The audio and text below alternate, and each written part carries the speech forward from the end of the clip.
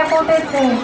Podemos denominá-lo também como o livro da esperança, pois Deus vai agir na história, julgando e destruindo o mal, para implantar definitivamente o seu reino entre os homens. O Apocalipse é repleto de descrições coloridas das visões que nos anunciam os últimos dias antes do retorno de Cristo e a introdução do novo céu e nova terra.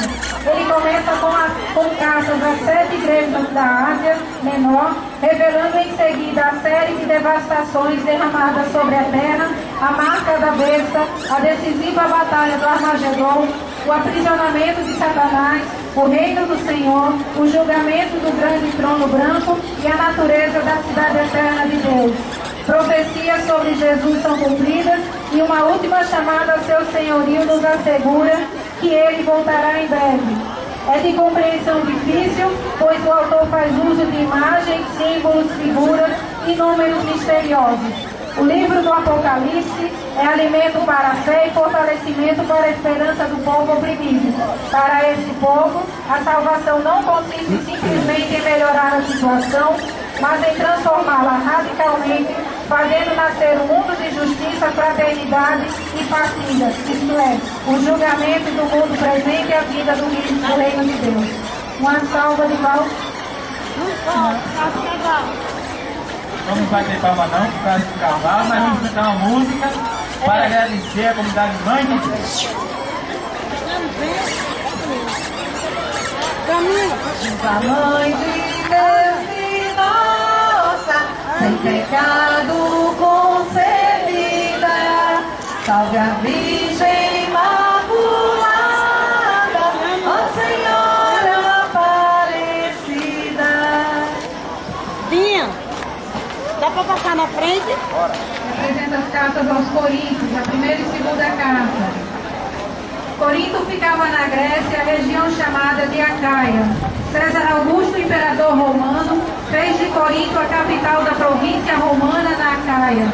Foi nesta cidade portuária rica e decadente na moral que Paulo fundou uma forte comunidade cristã na sua segunda viagem.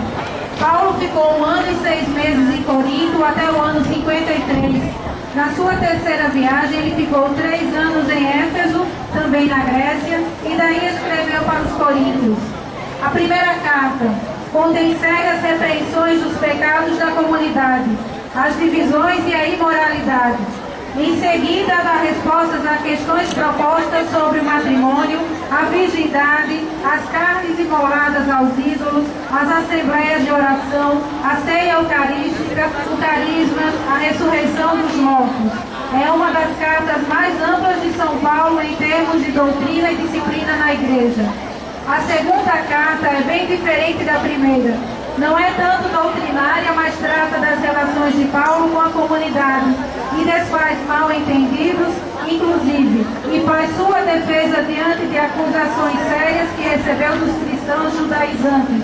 Nesta carta, Paulo mostra sua alma, seus sofrimentos e angústias pelo reino de Cristo. Resume-se na frase: é na fraqueza do homem que Deus manifesta toda a sua força. Uma salva de palmas para os coroinhas de batismo.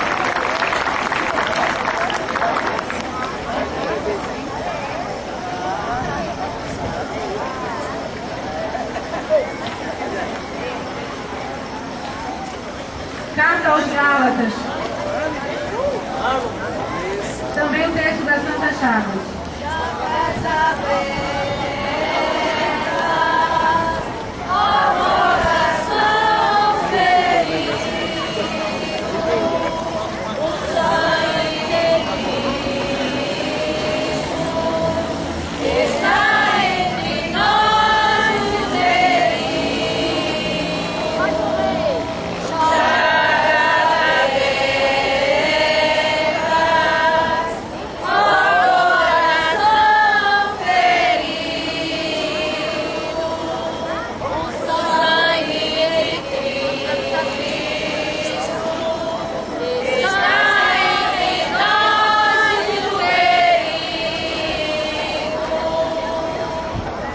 A carta aos Gálatas.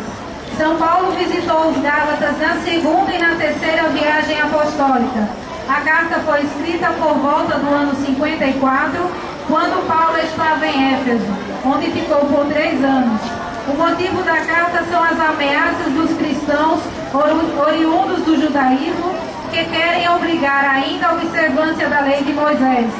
Paulo mostra que é a fé em Jesus que salva e não a lei, e exorta os Gálatas a viverem as obras do Espírito e não as da carne. Esta carta é mesmo um convite a uma revisão na vida de um cristão, para nós em especial, que buscamos ser igreja viva. São Paulo, através dessa carta, nos impulsiona a refletir sobre: a nossa vida tem sido na observância mecânica de leis e ritos, ou vem sendo um compromisso com Jesus Cristo, realizado através do amor responsável e criativo? Uma salva de palmas ao texto da Santa Chaves.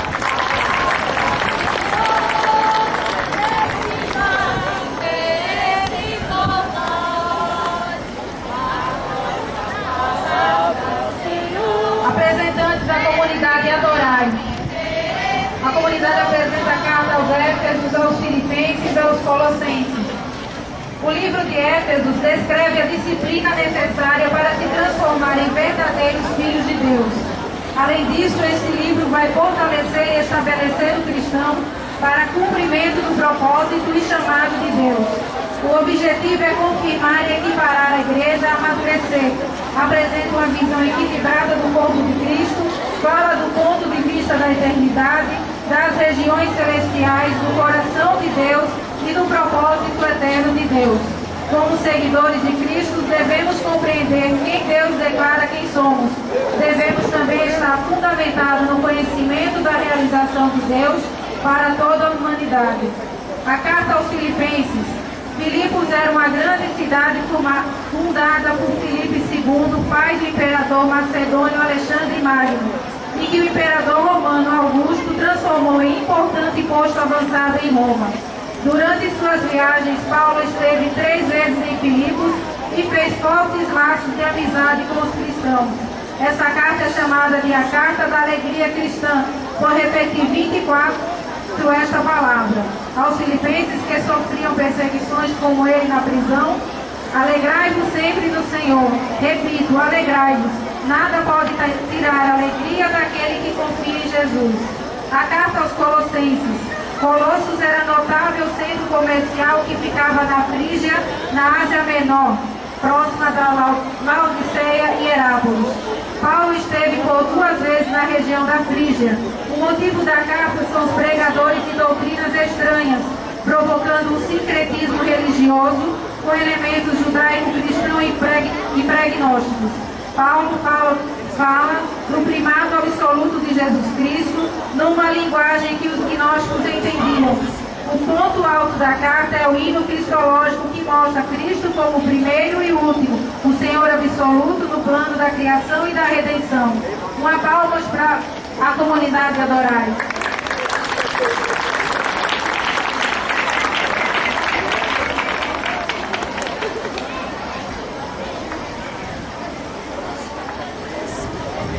Agora os representantes da comunidade Manancial e Jovens de São Pedro e Doce Mãe de Deus apresentam as cartas aos Tessalonicenses.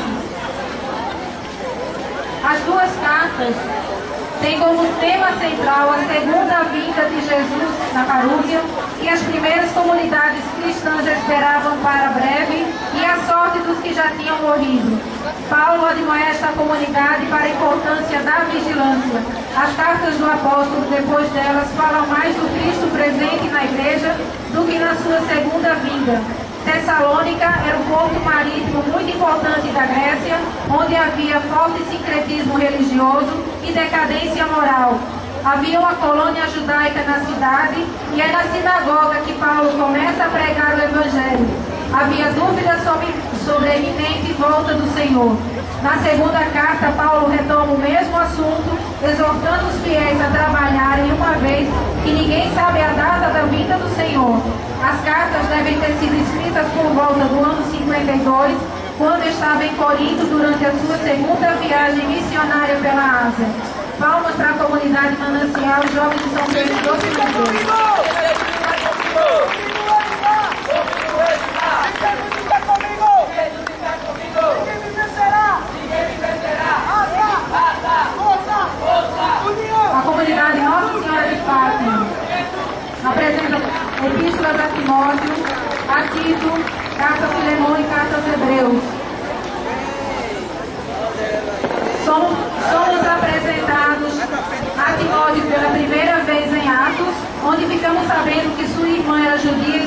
grego. Sua mãe e avó, crentes de Cristo, criaram Timóteo nas Escrituras. Timóteo serviu a Paulo como um filho serviria ao seu pai. Tais serviços incluíam não só viajar com Paulo, mas também permanecer em novas congregações, quando Paulo tinha que sair de repente, voltar para encorajar tais congregações e servir como emissário pessoal de Paulo. Ele teve a honra de juntar-se a Paulo na saudação de várias epístolas escritas pelo mesmo, e de tais epístolas descobrimos que Timóteo esteve com Paulo enquanto estava preso em Roma. A segunda epístola a Timóteo contém as palavras inspiradoras de Paulo e encorajamento e instruções a Timóteo, seu amado filho, desejando vê-lo. Paulo escreve essa epístola para que Timóteo fosse rapidamente a Roma. Ele usa a ocasião para escrever a respeito daquelas coisas que mais o preocupavam a respeito do trabalho de Timóteo. Por isso Paulo escreve para encorajá-lo. Escreve para fortificar-se na graça que Deus está em Jesus Cristo, transmitir a outros o que Paulo havia lhe ensinado, a pregar a palavra, a suportar sofrimentos e aflições, a cumprir seu ministério como evangelista. A epístola a Tito é conhecida como das epístolas pastorais, assim como as duas cartas a Timóteo. Essa carta foi escrita pelo apóstolo Paulo para incentivar o seu irmão na fé, Tito, o qual havia deixado em Creta para liderar a igreja que Paulo havia estabelecido em uma de suas viagens missionárias. Esta carta aconselha Tito a respeito de quais qualificações deve-se buscar nos líderes da igreja. Ele também alerta Tito acerca da reputação daqueles que viviam na ilha de Creta. Além de instruir Tito sobre o que procurar em um líder da igreja, Paulo também incentivou a voltar a Nicópolis para uma visita. Carta a Filemon. Quando Paulo estava preso em Roma pela primeira vez, foi procurado pelo escravo Onésimo, que fugira de seu patrão Filemon em Colossos e procurou abrigo em Roma. Pela legislação judaica, o escravo fugitivo não devia ser devolvido ao dono, diferente da lei romana que protegia o patrão. Então Paulo devolve Onésimo a Filemon e pede-lhe que pela a caridade de Cristo receba o escravo não mais como coisa, mas como irmão. É a primeira declaração dos direitos humanos no cristianismo. A carta aos Hebreus. Talvez essa carta não tenha sido escrita por Paulo. As ideias são suas, mas o estilo é bem diferente. É dirigida aos judeus que receberam batismo e sofrem por deixar o templo e a sinagoga. Hebreus foi escrito claramente para os ouvintes conhecedores das Escrituras do Velho Testamento e especialmente dos rituais e sacrifícios da Velha Lei. Os leitores pretendidos eram judeus cristãos que tinham sofrido perseguições como resultado de sua fé e alguns provavelmente desanimados por suas tribulações ou em dúvida sobre o seu compromisso com Cristo. Estavam pensando em voltar para o judaísmo ou já tinham deixado de reunir-se com seus irmãos. O tema de Hebreus é a superioridade de Jesus Cristo. Jesus não é só um outro porta-voz. Ele é muito superior em natureza aos profetas que o precederam.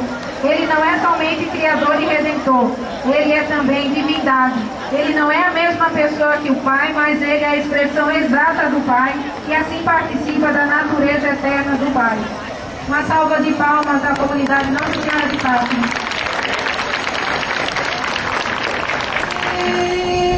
O pão lá do céu, o pão